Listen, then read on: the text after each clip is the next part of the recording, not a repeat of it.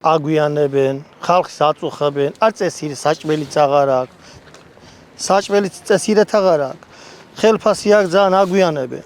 აწვალებენ ხალხს. ეუბნებიან რომ დღეს აძლევთ ხვალეს, ზეგ, მაზეგ, აი ეგრეთ ტყვილი. აი ეგრეთ ტყვილი სიტყვაზე მოვედით აი აქამდე. დღევანდელამდე მოვედით აი აქ.